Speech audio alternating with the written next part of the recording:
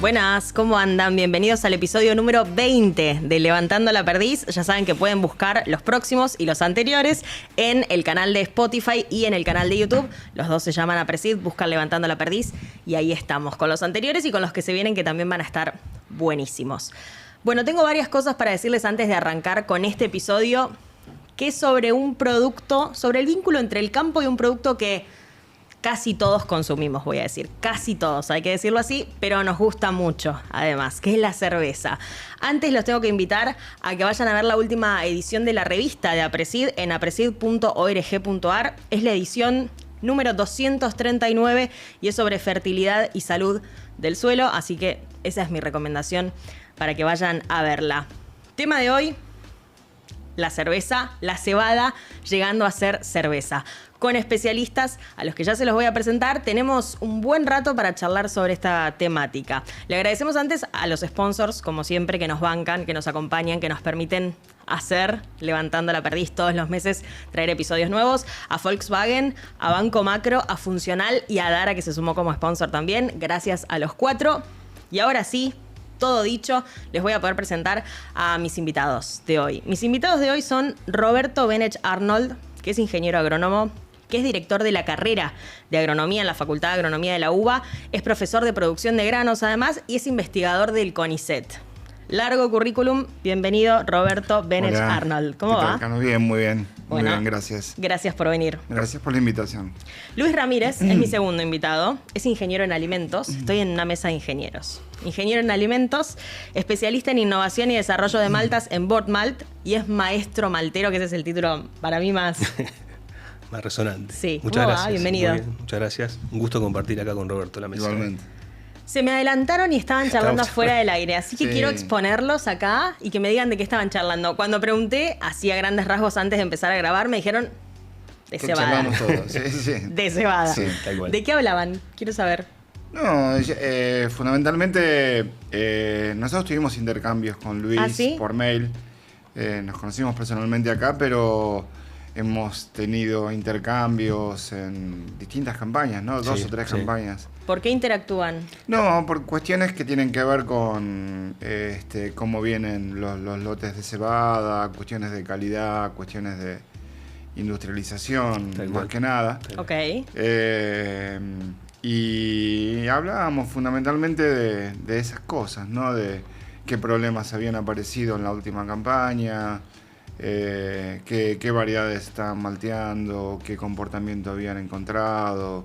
Excelente. Más que nada eso, ¿no? Sí. Todo lo que los voy a hacer repetir entonces ahora. Tal cual. ¿Están Sí, preparados para sí, eso? Quiero que antes me cuenten qué hacen. Yo tiré el currículum oficial, pero ¿en qué consta el laburo de cada uno? Bueno, ¿arranco yo? Sí. Bueno, yo, como bien dijiste vos, yo trabajo en una empresa que se llama Bormal, que es una productora de malta. Sí. En mi área nosotros hacemos el control de todo lo que es la calidad tanto de cebada como de malta. Ujú. Y además tenemos un área también de desarrollo de nuevas maltas. Ok. Con lo cual es bastante amplio el espectro. Nosotros tenemos una maltería bastante grande cerca de Rosario y una también en Bahía Blanca. Ujú. Y ahí producimos alrededor de unas 500.000 toneladas anuales de cebada. ¿A salvo la de Bahía Blanca? A salvo, bien, sí, por suerte estuvo complicada Qué bueno. unos días, pero bien. Una de las personas que trabajan ahí con algunos problemas, pero ya se está solucionando. Así Ok, que bien, por excelente. suerte, sí. Qué Gracias. bueno eso. Sí. No, ¿cuánto hace que haces este laburo? Mirá, yo vengo de la industria cervecera y Sí. pasé por la maltera, con lo cual Ok. ya hace alrededor de 20 años que estoy en esto. Bueno, una banda. Sí, bastante. Todos los días aparece algo nuevo. Qué bueno, menos Sí. mal, porque si no ya... Y como hablábamos hace un ratito con Roberto, hay cuestiones que nosotros antes dábamos por sentado y hoy van cambiando y aparecen cosas nuevas y hay que estar atento y nada, y prestar mucha atención sobre todo lo que nos ofrece el campo y las variaciones de la cebada en el campo con el clima, etcétera, que todos los años enfrentamos desafíos nuevos. Eso ni hablar. Me Sí. anoto qué cosas van cambiando para que las charlemos Sí. más adelante. Roberto, ¿tu laburo? Bueno, vos como lo mencionaste, soy profesor de la universidad. fui durante muchos años profesor de la cátedra de cereales y ahora Ok. estoy en la cátedra hermana, que es la de cultivos industriales, Ujú. que entre las dos damos producción de granos. Y desde mi llegada a la cátedra de cereales hace como 30 años, me involucré con el cultivo de cebada a partir del contacto con la industria. Nuestros primeros trabajos fueron con Maltería Pampa, que está cerca de Coronel Suárez, en Puam. Y trabajamos muy, muy estrechamente con ellos. Eso, bueno, me permitió entrar en el ámbito del cultivo de cebada y de la industria. Y siempre seguimos trabajando. Después con Maltería Quilmes, bueno, lo que contaba Luis, ¿no? Con ellos hemos tenido también contacto. Y sí, yo trabajo fundamentalmente en aspectos que tienen que ver con la calidad y manejo del cultivo también, de cebada. Perfecto. Vamos a hablar de cebada y de la llegada de la cebada, como decíamos, a la cerveza, un producto que todos consumimos. ¿En esta mesa todos consumimos cerveza? ¿Sí? Sí, por ¿Vos supuesto. Yo también? sí, pero no mucho, sí. Ok, yo en la misma línea. Yo Sí. tomo, pero poco. Sí. Poca cerveza, quiero decir. Sí. Pero estamos en el ranking de los 50 países que más cerveza consumen en el mundo. ¿Sabían? La ciudad, estábamos charlando fuera del aire nosotros, que la ciudad argentina La ciudad que de más Santa Fe. cerveza consume es la capital de Santa la Fe. capital de Santa Fe, sí. Yo no tenía el dato, lo encontré Sí, hoy antes sí, de venir. Y me busqué varios datos random sobre cerveza que después les voy a contar. Dale, como de la antigua dale. Grecia, de los A ver, egipcios. dale, Hay de sí, todo. sí, La sí. cerveza está en nuestra vida desde Tal cual. tiempos inmemorables. Tal cual. Es de las primeras bebidas. Claro, Sí, es de las sí. primeras bebidas. Después del hidromiel, creo que viene la Exactamente. cerveza, sí. Exacto. De hecho, viene de la palabra cerveza viene de la palabra Celia o Ceria, en honor a una diosa, la diosa Ceres. Ujú. ¿Lo sabían este Sí, dato? sí. No, eso no. Yo Ay, menos mal. Luis, seguramente. Yo lo había Ceres escuchado. es una diosa de la mitología romana que era la dispensadora de fecundidad, protectora de la agricultura y de los granos sagrados. Así que de ahí viene la cerveza que ahora todos tomamos. Ujú. ¿Cuántas hectáreas de cebada hay en Argentina y cuántas de esas hectáreas de cebada se destinan a la producción de malta y de cerveza? Lo que se destina a la producción de malta es casi todo. Aquello ¿Ah, que sí? no se destina es porque ha tenido algún problema de calidad Ok, y tiene que ser utilizado como forraje, que claro. es la otra posibilidad, ¿no? O sea, con mucho menor valor y todo eso. Se Pero- siembra poca cebada forrajera con ese fin desde la siembra, digamos. Comparativamente sí, Claro. el grueso es todo cebada para malta. Ok, Pero seguramente Luis lo va a explicar mejor, pero la industria maltera tiene un montón de requisitos de calidad Ujú. que no siempre se cumplen y entonces no es tan difícil que aquello que estuviste produciendo como productor no cumpla esos requisitos, Claro. sea rechazado y lo tengas que vender como forraje. o sea que pasa más de lo que nos imaginamos, ¿eso? Y Pasa. es complicado. Ok. La producción de cebada, yo te digo, tiene como ventaja el hecho de que vos producís cebada y ya Ujú. tenés comprada la producción. O sea, Claro, es Sí. a es por diferencia de contrato. otros cultivos. Exactamente. O sea, viene la maltería y te dice, mira, este es el contrato, tantas hectáreas, tal Ujú. variedad. Y vos lo haces, te asiste técnicamente incluso la maltería, pero después lo demás queda en manos tuyas como productor, ¿no? O sea, si las cosas no salen bien y entonces la maltería puede decir, no, mira, esto no ¿No cumple con mis requisitos? no cumple con estos requisitos. Y en cuanto a número de hectáreas, y debe estar a cerca de 2-3 millones, ¿no? De hectáreas. Ok, va variando según cada año. Sí, para hacer un poquito de historia, A ver. la cebada siempre vino como cultivo de invierno, ¿no? Sí. Dentro de lo que es la rotación, muy por detrás del trigo, muy por detrás del trigo. Y eso empezó a cambiar a partir de la creación del Mercosur, en Ajá. los primeros 90. Ujú. Vos decías que éramos de los países que tomábamos más cerveza. Sí, en el top Pero 50. eso no fue siempre así, ¿no? Mira. Eso es de los últimos 30 años y justamente tiene que ver con eso, que cuando nos integramos con Brasil en el Mercosur, Brasil sí, históricamente es un gran consumidor Sí. de cerveza. Lo que pasa es que ellos no tenían buenas condiciones agroecológicas para la producción del cultivo de cebada. La cerveza se hace con cebada, Sí. con malta de cebada, pero no solamente, se hacen blends con otros granos Ujú. también. Y ellos no tenían esa posibilidad agroecológica, por lo menos en buena parte de su territorio, Por eso es que les vino muy bien, y a nosotros también, para producirles grano de materia prima para ellos. Claro. Bueno, se ve que no solamente produjimos materia prima, sino que además nos contagiamos con el tema de tomar cerveza, y por eso pasamos a Desarrollamos consumir una más. industria. Pero viene a partir de allí. El cultivo de cebada crece mucho, la industria crece mucho a partir de la década del 90 con la integración en Mercosur. Y arrancó con la exportación de cebada argentina como tal, cebada para, Sí, para industrializar Malta, allá. Malta, porque ok. de hecho hay malterías que se instalan a partir de ese momento. Ok. Maltería Pampa se instala a fines de los 80, con la perspectiva del Mercosur. Ok. Es una maltería grande. Nombro esa porque es de las más grandes, ¿no? Claro, Junto claro. con la de ustedes, Sí. y Quilmes en Tres Arroyos. Exactamente. Hoy hay en Argentina hay alrededor hay 5 malterías, Sí. 4 grandes, una chica y hay otra más también en Maltería de Dorrego. Aproximadamente en las 4 malterías más grandes hay 900.000 toneladas por año que se producen, Ok.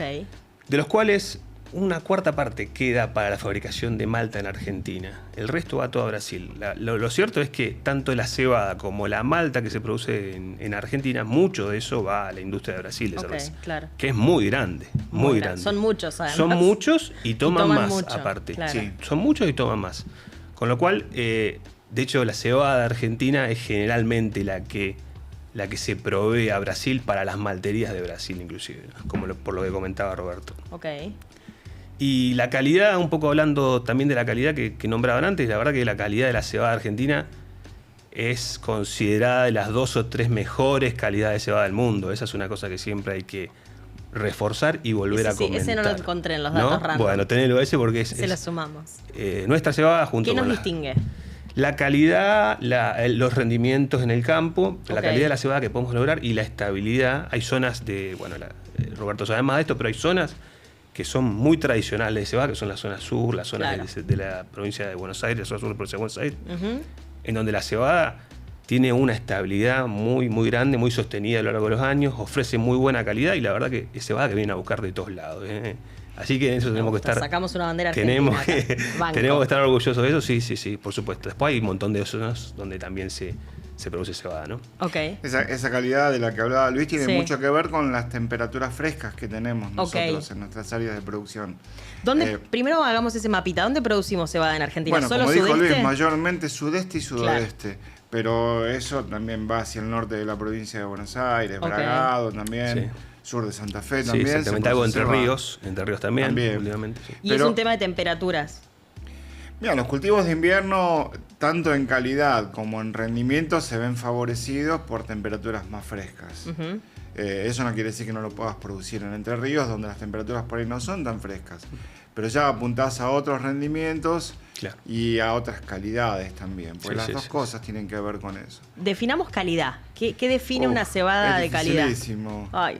definir Para mí calidad. seguro, pero son yo sé muchas que para cosas. ustedes no. Son muchas cosas calidad en cebada. Si querés yo digo, vos lo Por completás. supuesto, o- dale, Roberto. Pero calidad es desde porcentaje de proteína. Ok. La industria tiene un rango de proteína con el cual trabaja, ni muy ni tan, o sea, entre 9 y 11%. Eso es complicado porque a diferencia del otro cultivo que compite con la cebada de invierno, que es el trigo, Sí. cuanto más alta la proteína, mejor. En cambio, entonces uno no se fija cuánto nitrógeno está poniendo, apunta a rendimiento y si va a calidad, mucho mejor. En el caso de la cebada, eso no es así. Te podés pasar de Si proteína. te pasás de proteína, bueno, Luis estaba contando que ustedes rechazan con... Y la norma comercial hoy arriba de 12,5 de proteína se rechaza. Pero sin embargo nuestros clientes generalmente trabajan con una proteína máximo de 11,5, con lo cual siempre hay un lugarcito ahí para un margen. Para un pifie. La verdad que la proteína es muy necesaria para un montón de cosas, entre tantas que se nombran siempre la espuma. O sea, si queremos tener una buena espuma en la cerveza tenemos que tener proteína. Mirá.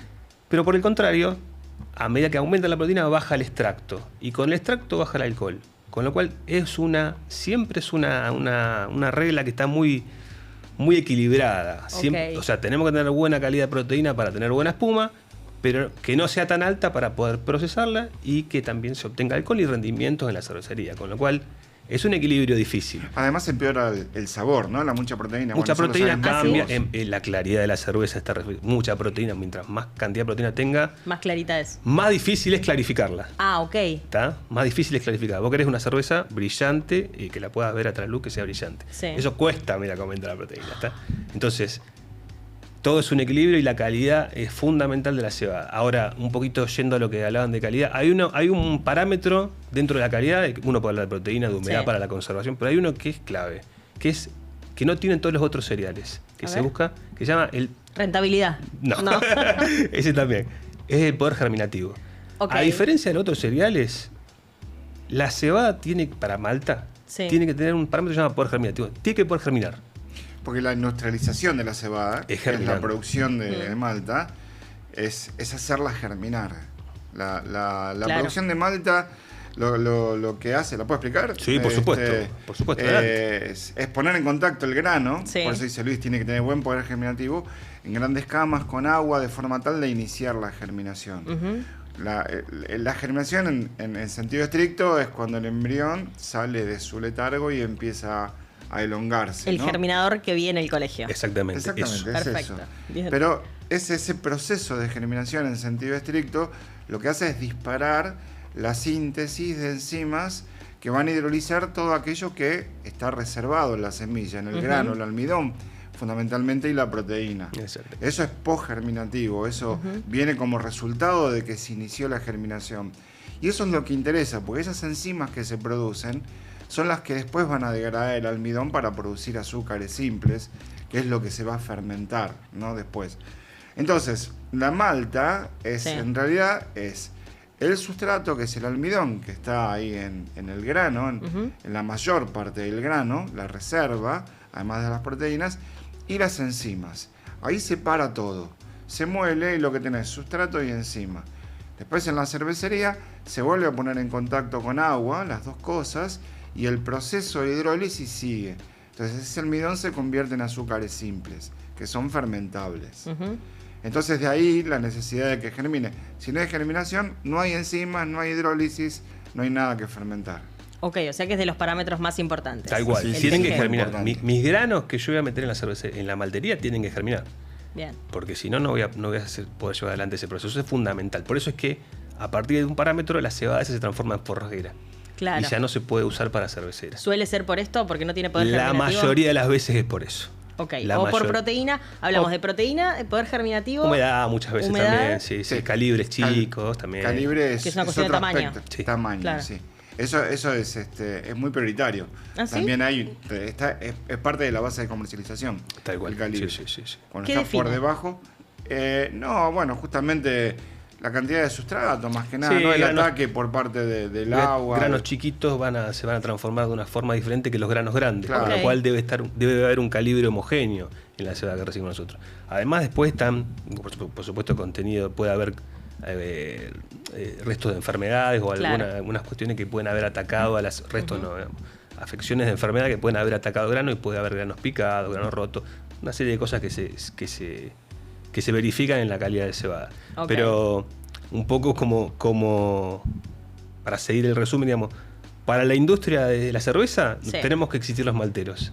Y para los malteros, para que existamos los malteros, tienen que existir los que desarrollan cebada. O sea, Bien. es una continuidad. No se puede dar una industria sin la otra. Una famosa no- cadena. No son aisladas. Sí, sí, es una cadena integrada. Claro. Sí. Sí, sí. Bien, quiero ir a cómo hace el productor para garantizarse la calidad, porque imagino que cada práctica en el campo, cada mínima decisión que toma, de esas decisiones depende que después le compren o cumplan con ese contrato y no vaya forrajera la cebada. ¿Qué tiene que hacer el productor o cómo se garantiza qué es hacer las cosas bien para lograr la calidad de la cebada? Sí. Bueno, hay una parte que sí está en manos del productor y hay otra parte que no está en manos del productor. ¿De la genética? O de... Bueno, la genética generalmente viene recomendada por la industria, o sea, Ok. es la industria tiene como, digamos, no es lo mismo, pero es como si fuera una denominación de origen, decir usamos tal variedad. Y la industria puede tener favoritismo por tal o cual variedad, porque le encuentra una serie de atributos Entonces le puede pedir al productor, bueno, necesitamos esta variedad. Ok. De ahí en más, lo que sigue es la capacidad del productor como agricultor, ¿no? De elegir bien una buena estructura de cultivo, elegir bien la densidad, elegir bien la fecha de siembra. Eso va a significar que el cultivo explore condiciones apropiadas. Hablábamos de las temperaturas frescas, por ejemplo. Claro, clima. Pero si vos, por ejemplo, como productor, en lugar de sembrar la cebada, que tendrías que haber sembrado el 1 de junio, la terminás sembrando el 1 de agosto, y es probable que la parte del ciclo del cultivo, en el cual se llenan los granos y se determina la calidad, por más que estés en el sudeste, ya no va a coincidir con temperaturas tan favorables, porque sembraste tarde, todo el ciclo se corrió, y entonces, en lugar de estar llenando el grano, no sé, entre fines de octubre y mediados de noviembre, y termina más corrido hacia noviembre, diciembre, donde las temperaturas son más altas. Eso tiene que ver con la decisión del productor. De la misma manera, la cantidad de fertilizante que el productor utilice también es una decisión técnica y tiene que ver con la pericia del productor. Es lo que hablábamos antes, ¿no? En relación a la proteína. Sí. La fertilización, el productor la lleva a cabo en busca de rendimiento. Pero en cebada hay un trade-off entre rendimiento y calidad, en particular con el contenido de proteína. Entonces, el productor puede apuntar a decir, bueno, yo quiero un rendimiento de 6.000 kilos por hectárea. Sí. 7.000 kilos por hectárea, que hoy se sacan perfectamente con cebada. El potencial de rendimiento de la cebada es mejor que el del trigo incluso. ¿Ah, sí? Sí, se pueden sacar rendimientos más altos como toneladas por hectárea, ¿no? Entonces, digo, bueno, para esa cantidad, para ese rendimiento, con 180 kilos de nitrógeno por hectárea, estoy bien. Pero bueno, resulta que después no llueve, y por más que tengas los 180 kilos por hectárea, los 6 toneladas no las vas a conseguir si no llovió. Pero seguís teniendo los 180 kilos por hectárea de nitrógeno. Que en algún momento va a llover, cuando ya el rendimiento está definido y en lugar de 6.000 lo que tenés es 4.500 o 4.000, y entonces todo ese nitrógeno que habías puesto para alcanzar los 6.000 kilos se concentra en proteína de grano, y en lugar de tener 11,5% de proteína de grano, terminas teniendo 13 o 14, por ejemplo. Eso ya no está en manos del productor. No, claro. Pero también tiene que ver con la pericia del productor, porque el productor lo sabe eso. Y después todo lo que tiene que ver con el manejo en general del cultivo, de enfermedades, plagas, control de malezas. Cultivo de invierno, la presión de malezas no... Es menor. Es mucho menor que pero el cultivo de enfermedades verano. ¿tiene? Enfermedades sí. Sí, hay muchas que la mancha en red, la mancha amarilla. ¿Tiene resistencias detectadas? Sí, hay comportamientos diferenciales entre variedades. ¿Pero es un problema hoy para la producción de cebada en Argentina o no Depende todavía? del año. En años húmedos tenemos problemas con algunas, ¿no? La mancha en red, la mancha amarilla fundamentalmente. Fusarium es una enfermedad que, como en el caso del trigo, tiene una incidencia menor en el caso de la cebada, porque el Fusarium, el hongo entra por las anteras de la espiga, ¿no? Que en el caso del trigo se asoman, aparecen y funcionan como papel de filtro para que germinen las esporas y entre el hongo. La cebada no expone las anteras, entonces en alguna medida está un poquito más cubierta en relación a la incidencia de esa enfermedad. Aún así, hay años que tenemos ataques importantes de Fusarium. Se pueden hacer controles preventivos. No venimos de esos años, ¿no? ¿Por la sequía? No, bueno, no, hace un par de años que las primaveras no son demasiado húmedas. Claro. Sí. Tiene que ver, hablaban de humedad. Sí. Ahí entiendo que debe tener que ver la fecha de cosecha, ¿o no? ¿O no está relacionado? La humedad del grano, así. Sí. Sí, generalmente se cosecha con 11-12%. Perdón, con 11-12% de humedad. Sí, sí. ¿Y si no?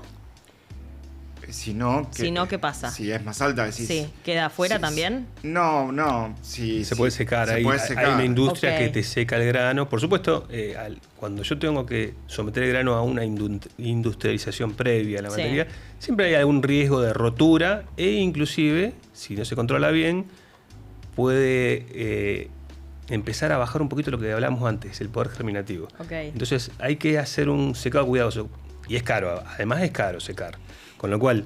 O sea, es clave cosechar con la es humedad clave cosechar, muchas veces por supuesto no se puede, pero bueno, es clave cosechar. La verdad que humedades altas no son bienvenidas para la maltería y tampoco para almacenar el grano. Nosotros no podemos almacenar, muchas veces tenemos que almacenar.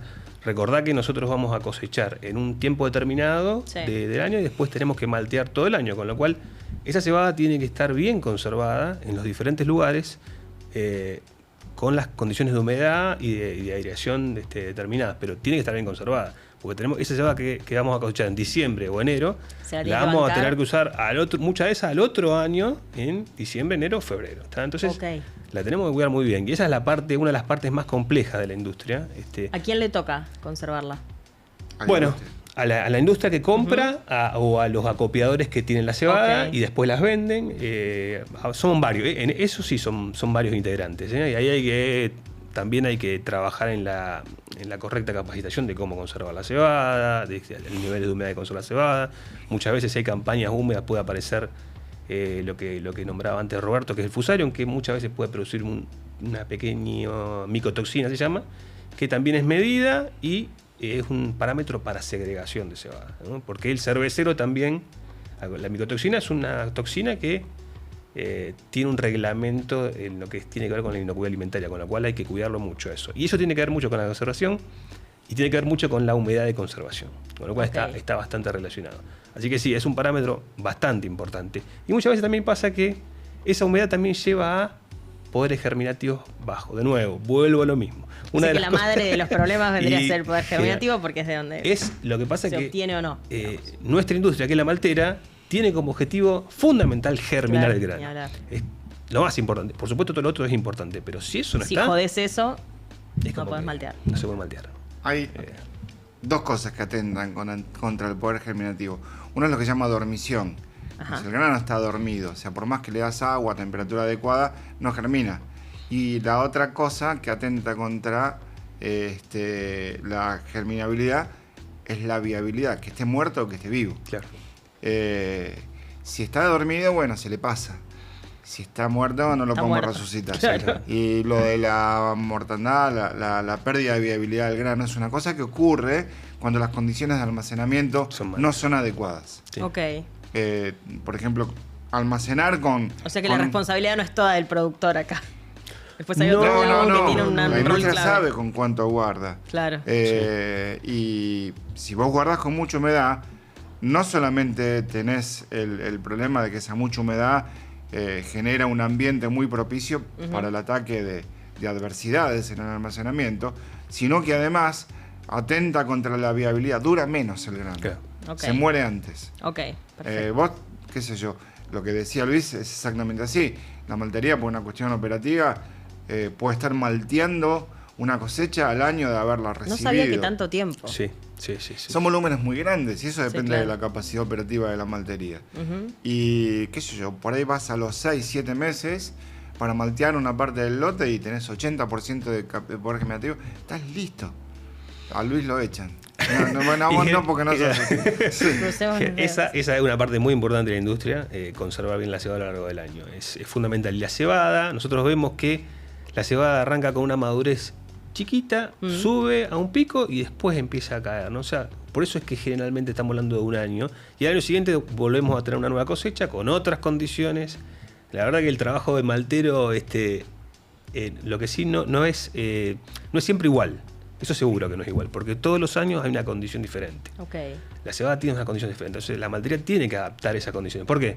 Y porque el cervecero también tiene sus herramientas para modificar, pero en definitiva hay uno en el final de la cadena que no acepta cambios, que es el que toma el vaso. Ese no acepta. Eso te iba a decir. Pregunta de consumidora. Sí.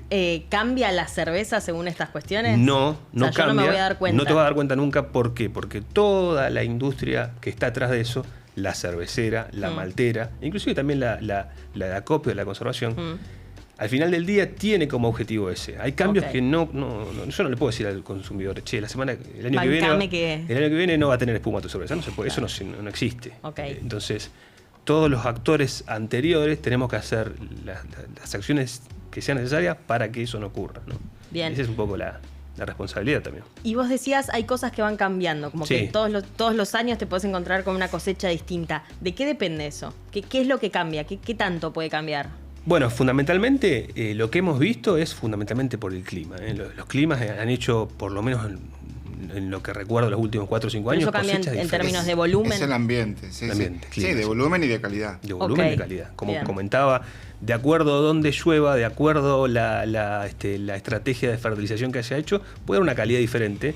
Y hay cuestiones que el productor puede tener una estrategia de fertilización, pero no puede saber cuándo Cuando va a llover, ojalá pudiese igual, pero... Y esas cuestiones han ido produciendo algunos cambios. Nosotros vemos siempre algunos pequeños cambios que hacen que, por ejemplo, el año pasado tuvimos proteínas, valor de proteína en promedio de 10.5.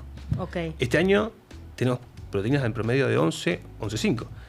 1% es mucho para la maltería. ¿Por qué? Y también tiene un impacto en la cervecería, por supuesto, pero el maltero, cuando tiene esa diferencia de proteína, tiene que poner más agua, por ejemplo, para germinar. Entonces ya tiene un impacto medioambiental eso. Voy a tener que usar un Consumís poquito más más de agua. agua. Exactamente. Necesariamente. ¿Tenés un volumen de cuánto agua más tenés que...? ¿O es difícil? Me imagino que acá vas a responder como responden los agrónomos, que Es mucha agua. depende. La industria maltera utiliza, eso sí, te lo puedo decir, no me acuerdo el número ahora, pero la industria maltera utiliza mucha agua. Imagínate que yo tengo que lavar el grano, humectarlo, tengo que llevar el grano de una humedad de 12% Sí. a una humedad de 40-45%. Ya es mucha agua. Y eso no es lo peor.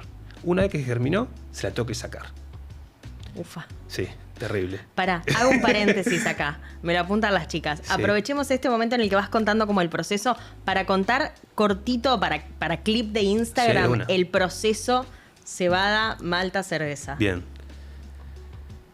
Recibimos la cebada. Sí. La cebada tiene humedad 12%, germina, en el mejor de los casos, suponemos eso. Si Germina. tiene poder germinativo. Si tiene poder germinativo, germina. Y esa cebada la vamos a tener que someter en piletones grandes de agua. ¿Para qué? Para que absorba humedad. Cuando absorba humedad, empieza a germinar. Lo mismo que decías vos del poroto, eso, tal cual. Eso multiplicado por millones de veces. Pero es eso. Es la germinación controlada de un grano de una semilla, en este caso, la cebada. Bien. Una vez que llegamos al 40%, empieza la germinación. Y ahí está 4 o 5 días germinando. ¿Qué es germinar? Es justamente lo que decía Roberto. El germen va a ir a manifestar un sistema bioquímico de manera de ir a buscar nutrientes a esa reserva que tiene. Al hacer eso, lo habilita y lo pone de manifiesto, lo abre, ¿tá? De una forma más química. Abre todo eso. ¿Para qué? Para que después el cervecero lo pueda utilizar. Antes de eso, ese grano que tiene 40% de humedad, nosotros lo tenemos que secar, porque no podemos almacenar un grano con 40% de humedad. Aparte tenemos que detener el proceso. ¿Por qué? Porque nosotros no queremos hacer plantas en la maltería, ¿tá? Nosotros queremos hacer un grano germinado y seco. Cuando, un poquito antes de que empiece a salir el brotecito, ese es el punto final para dejar de germinar el grano, ¿ok? Y ahí sí vamos al secado. Y lo que te decía antes, nosotros ponemos agua, nosotros pasamos de 12% de humedad a 40-45% de humedad. Y después agua hay que sacarla, hasta 5. Con lo cual uno de los gastos más grandes de la maltería es el gasto energético para sacar ese agua. Grandes equipos para secar y llevar el agua de 45% a 5 para que se pueda secar, para que se pueda almacenar. Nosotros podemos almacenar en silos cuando tiene 5% de humedad. Ujú. Con lo cual ya te podrás dar cuenta que mucha agua y mucho gas, mucho calor para secar. Es una industria de alto consumo. Es grande, una industria de escala grande. Pagan lindas boletas de luz. Sí, exactamente. Bien. Sí. Bueno, hoy las industrias malteras se van ayornando a lo que son las huellas de carbono, sostenibilidad, etcétera, y están adquiriendo, por ejemplo, equipos de producción de producción propia de energía. Entonces, eso... ¿Pero energía renovable? Bueno, es energía con equipos de producción de energía eléctrica con el uso de gas. Entonces, de esa forma no solamente es más económica, sino que tiene menos huella de carbono, utiliza menos combustible fósil, sí, tal cual. Más eficiencia, con lo cual hay una escala de reducción de lo que es la huella de carbono. La industria maltera, como la cervecera, están yendo a ese lugar, a usar menos agua, a reducir la cantidad de energía que se usa en eso. Hasta se habla de futuros proyectos donde las malterías deberían tener un poquito más las maltas deberían tener un poco más de humedad.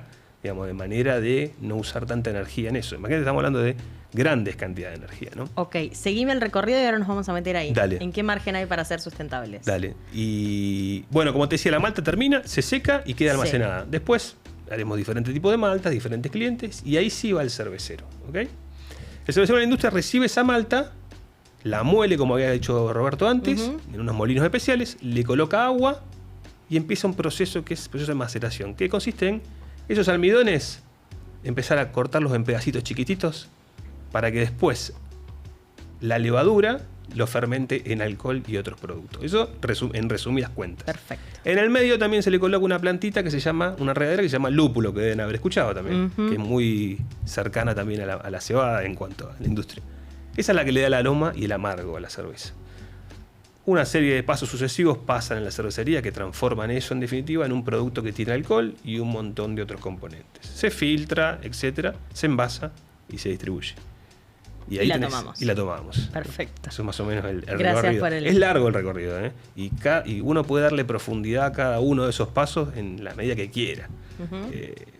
Pero bueno, en resumidas cuentas es más o menos. Perfecto, ese es el recorrido, Sí. de la cebada hasta llegar a ser cerveza. Sí. Bien, y ahora sí metámonos un poco en eso, porque vos decías, el objetivo, o uno de los objetivos, entiendo, es que es una búsqueda y van un poco hacia eso, ¿es usar menos agua? Sí, ¿Decías? menos agua. Sí, ¿Y cómo? Si vos totalmente. tenés que llegar igual de 12 a 40% de humedad. Bueno, el tema es cómo llegar. El tema es germinar con menos agua, ¿ok? Nosotros a veces, en general, nos apoyamos mucho en el sector académico, que es el que ha desarrollado todas nuestras Claro, cebadas. ahí es donde intercambian los mails. Exactamente. Sí, sí. Y la búsqueda, la verdad que la industria sola no puede desarrollar esto. La verdad que se tiene que acoplar mucho al sector académico, que es Sí. donde están los investigadores y demás. Y es donde nosotros tenemos que buscar en el futuro, y es algo que hay una búsqueda hoy que existe, cebadas que germinen, y lo han logrado los años. Si uno mira para atrás, ahora te voy a contar, antes se germinaba en 7 días, 8 días. Hoy estamos germinando en 3 días y medio, 4 en general. O sea, se ha avanzado muchísimo con el mejoramiento de las cebadas, con los breeders, con la industria, partiendo de cebadas hace 20, 30 años, no son las mismas cebadas, son mucho más blandas. ¿A qué vamos? Y quizás vamos a utilizar un poco menos de agua todavía, ¿tá? Es decir, en vez de ir al 40, con el 35% yo ya logro la calidad que quiero. Ok, Y si yo pongo ese poquito de agua, después también la tengo que sacar. claro. Y Por ende, sacó menos menos. energía para secar. Claro. Entonces, creo que un poco la búsqueda esa es cada vez tener, por supuesto que las calidades sean las mismas, ¿no? Sí, Ahí, sí. ahí no podemos, con eso no podemos negociar. De nuevo, Hay que conseguir el mismo producto eficientizando todo lo que se pueda. Exactamente, el señor va a querer tomar el vaso de la misma forma que Sí, lo tomaba claro. hace 20. Entonces, hasta ahí llega. Entonces, todo lo otro lo vamos a tener que hacer eficiente antes. Entonces, cebadas que hoy que germinan a 45% de humedad, germinan el día de mañana a 37, qué sé yo. Ok. Y que logren esa modificación que queremos nosotros con ese contenido de humedad. Va a ser menos agua, menos uso de agua, menos un recurso y además un recurso de energía más fácil para sacárselo del agua esa, ¿no? Así que es una búsqueda interesante. No es Me fácil, imagino, ¿eh? flor de desafío. Sí, además lleva años, porque nosotros lo contamos así rapidito, pero Sí. cada cosa de esta, pasar del 40 Lleva al muchos 37, lleva... Roberto te puede contar, y te lo vas a saber decir, lo que cuesta introducir una variedad de cebada nueva. Eso, porque siempre cuando hablamos con los semilleros te dicen menos de 10 años ni sueñes. El otro día estuve en un semillero, en otro caso, era semillas de soja, pero me decían menos de 10 años imposible. Vos decías, desde que se siembra cebada así, como la conocemos hoy en Argentina, no hace mucho más que 30 años. O sea que es Sí. es un cultivo, una industria que todavía Poco está más ya, explorando. sí, sí. 40, pongámosle. Bueno, sí. Algo sí. más.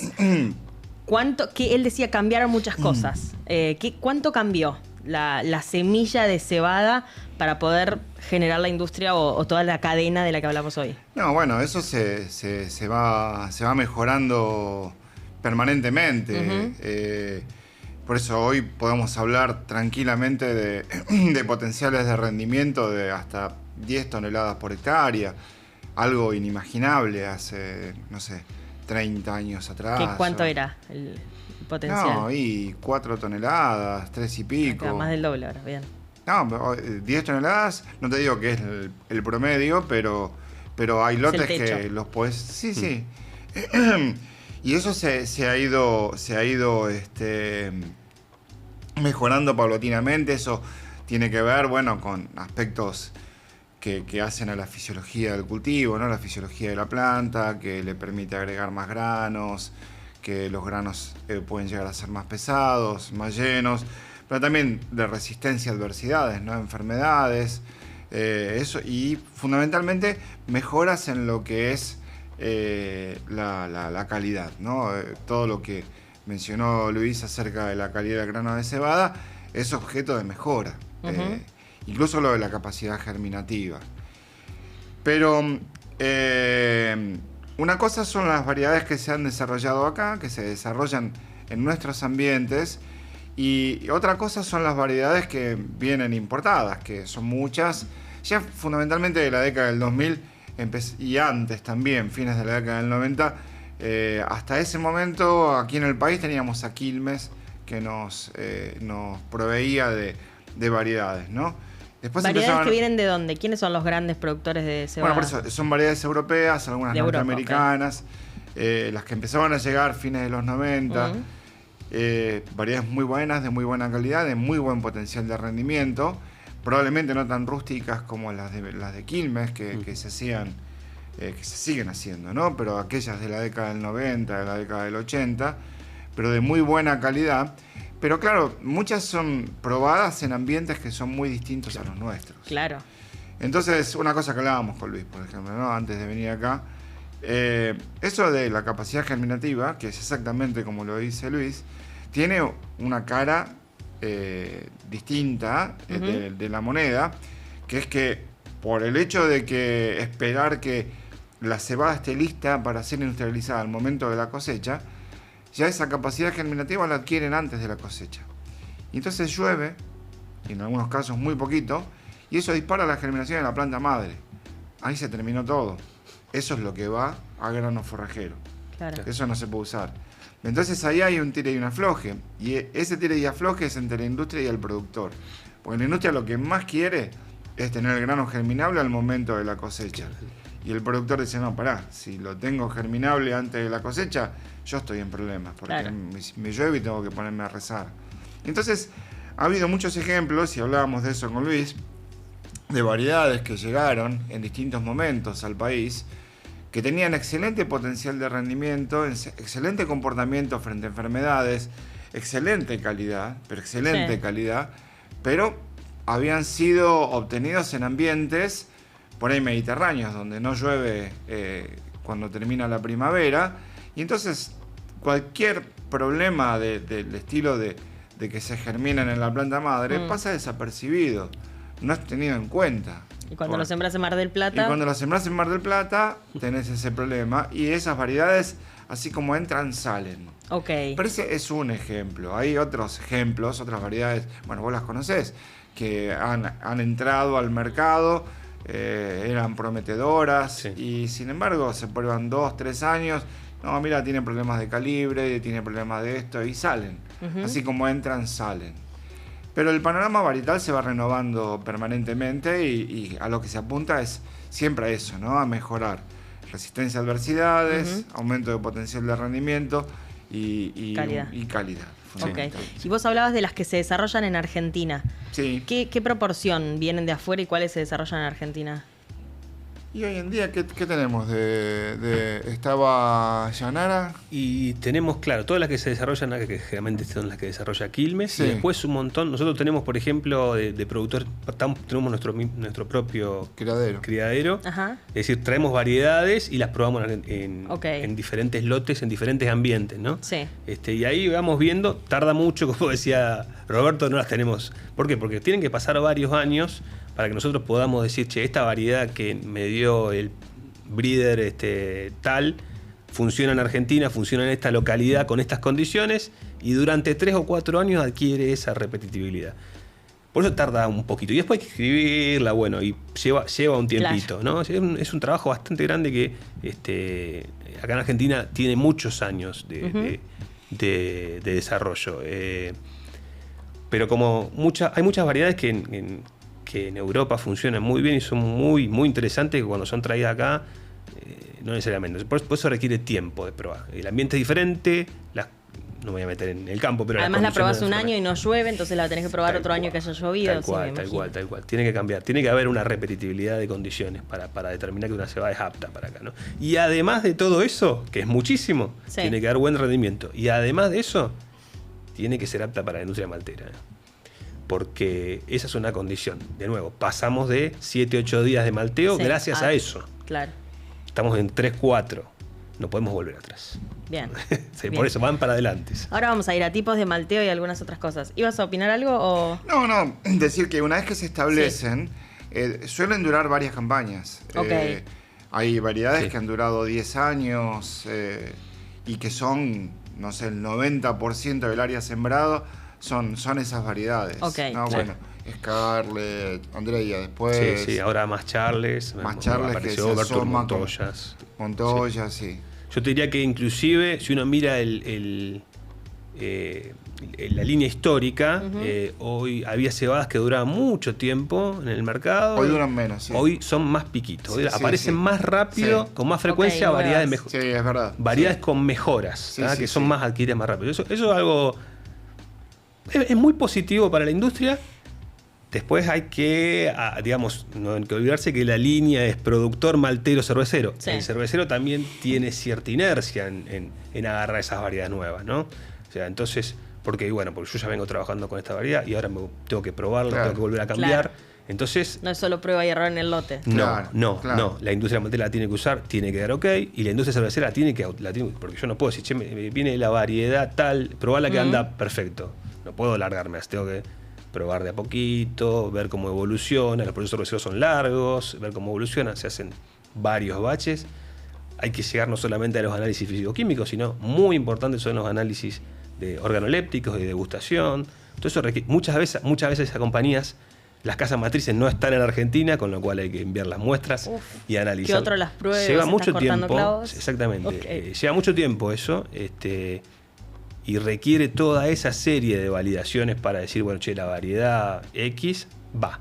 Bien. Y tiene que entrar en toda la secuencia. Pero, por ejemplo, ¿Cuánta evaluación? Scarlett, ¿no? Que fue de las primeras Sí. europeas que entró Sí. en los 2000. ¿Cuánto duró? ¿10, 12 años? Sí, Claro, un montón. tranquilamente. Sí. Era una variedad que había mucha. Estaba Mucha. muy difundida. Sí, y todo el mundo la quería. Sí. Porque era Funcionaba. regular, sí, muy estable. Sí. Buen potencial de rendimiento, buena calidad. Pero bueno, se terminó reemplazando. Pero lo que dice Luis es verdad. Esas duraciones de 10, 12 años ya no se ven. Ya no se tanto. ven. Ok, Ahora- ¿y ahora de cuánto hablamos? Pero por eso te digo, hay algunas que irrumpen así, diciendo esta es la promesa y qué sé yo, al cabo Dura un de 2, poco. 3 campañas te das cuenta, no, mira, tienen problemas por este lado, Sí. por Claro. esto. Y volvés a las bases. Sí, no las bases, Apareció otra. otras nuevas. Ah, que ok, seguís Las probando. bases se dejan de usar. Ok. O sea, las que, digamos, se usaron hace 15, 20 años atrás y hoy no se usan prácticamente, ¿no? Bien. Han sido reemplazadas. Acá pregunta de aspiracional a la sommelier, porque cuando hace poco en una feria, por ejemplo, me dieron cerveza de sorgo, y sé que hay otros cultivos con los que se hace cerveza. Sí. ¿Cuáles son? Obvio que el más difundido y el más conocido y el grueso de la cerveza se hace con cebada, ¿no? Pero ¿cuáles son esos otros cultivos? No, bueno, Luis, además, pero arroz, trigo, sorgo. Los mexicanos toman mucho ¿En serio? cerveza de sorgo. En África también, sí. En África Mirá. es muy difundido el sorgo, también Sí. se usa mucho la cerveza de sorgo. Por supuesto, de lo que nosotros tenemos acostumbrado el perfil sensorial de una cerveza Sí. con cebada, malteada, va cambiando. Sí. Nosotros, no te olvides que en América, nuestro estilo es la Lager Pilsen con adjunto. Nunca hay que Ok. olvidarse. O sea, somos malteros, hablamos de cebada, pero lo cierto es que nuestro estilo, que nosotros en definitiva al final del día prevalece, por más que, por supuesto que las cervezas 100% maltas son muy ricas y son otro estilo, ¿no? Pero en definitiva nuestro estilo americano es el American Lager. Y ese estilo americano utiliza adjunto, una proporción de adjunto. Un blend. Ese sería el que no vamos a hablar ahí de esta reunión, Sí, pero, sí. pero Ok. puede ser arroz, puede ser maíz, puede ser jarabe. Pero ese perfil nos define a nosotros, ¿no? De alguna forma, ¿no? Después, por supuesto, hay cervezas 100% malta, que son otro estilo, son Las muy premium, buenas. son las premium, premium, Claro. son esas. exactamente. Y sorgo no es una... Hoy no tenemos nosotros ese gusto por la Adquirido, cerveza de sorgo. no. Por supuesto que están las personas con celiaquía que optan Claro. por eso, pero hay otras opciones. No voy a hablar de la cerveza de sorgo, que son muy buenas. Hay cervecerías que hacen muy buena cerveza de sorgo, pero también hay cervecerías industriales con cebada malteada que hacen cerveza para celíacos. ¿Ah, sí? Sí, por supuesto. Hay todavía en nuestra reglamentación en Argentina hay que pulir algunas cositas, pero por ejemplo tenemos cervezas como la Estrella Galicia en España, que es Sí. libre de gluten, la Corona en México es libre de gluten, Argentina hace una Corona, que no estoy seguro, pero debería tener la misma receta que esa, no estoy seguro si se puede comercializar. Ok, como claro, debe libre ser de un tema gluten. de trámites. Hay un tema de comercialización que tiene que ver con el país de origen. Sí. Claro. Pero digamos, hoy hay enzimas que se colocan en las cervezas para cortar y eliminar el gluten o la glicina y Sí. impedir que alguien que tenga celiaquía sufra Claro. eso. Hace 10, 12 años, estando yo en Australia, en el Cisairo, que es como si fuera el INTA de acá, Ajá. un poco más complejo, estaban trabajando en una cebada Sí, sin seguro. gluten. Sí, sí, sí, sí. La cebada. O sea, ya Sí. Ok, claro, no sacarle cortarlo el gluten después. no era parte del proceso de industrialización, sino que ya Exactamente. venía de fábrica. Sí, sí. No sé cómo siguió después, pero... He escuchado que está todavía ese Sí, proyecto. Sí, sí, sí. sí, sí, he escuchado. Sí, en Australia, sí. Mm. Sí, sí. Ok, pero es un proyecto. Es un proyecto, pero va a pasar, va a aparecer. Sí, sí. Hoy tenés en la industria, ya te digo, la industria lo ha resuelto a través de la bioquímica con el uso de enzimas que están perfectamente aceptadas, así que no es un problema. Por supuesto, eso no voy a meter, son recomendaciones de los médicos que tienen que Ni hablar. cada uno que puede tomar, pero bueno, hoy existe cerveza sin gluten, Ok, cerveza de malta y cebada. perfecto. Tipos de malteado. Bueno, el tipo de malteado hay varios. No les estoy dando más mate porque está intomable, No, no no te por preocupes. No, egoísta. está bien. Hay varios tipos de malteado. De acuerdo a qué cerveza yo voy a querer obtener, Sí. Tiene voy a que hacer ver un con malteado. con el cliente, ¿no? Exactamente. Generalmente lo que se lleva a la mayor cantidad de volumen es la malta Pilsen, que es para las cervezas Pilsen que hablamos antes, ¿no? Pero después hay un montón de otras maltas. Hay maltas que son, por ejemplo, las maltas Munich, maltas Viena, maltas de otro color, que se pueden hacer como y tostando más o llevando a más temperatura en los diferentes secadores. Ujú. O también hay otras maltas que son maltas tostadas, que vienen de la industria de los hornos rotativos de café. ¿Vieron? Cuando se hace Sí. el rotativo de café, bueno, ahí se han introducido maltas y cebada germinada y se producen otro tipo de maltas. Por ejemplo, seguramente escuchaste hablar, las maltas caramelo. Las maltas se hacen así, con ese sistema. Ok. Llegan a una temperatura mucho más alta que la que puede llegar una industria convencional de malta. Y después los clientes también. Hay varios clientes que quieren una malta de un determinado nivel de malteo. Yo quiero mi malta con X nivel de este parámetro, mi malta con este nivel. Y cada demanda es. un poco a demanda, sí. Hay una línea, pero un poco a demanda. Cada cliente ofrece sus especificaciones. Ujú. Y dice, a mí me gusta trabajar. Cada industria, sobre todo, cada marca. Claro. Dice, a mí me gusta trabajar con esta malta, con estas características.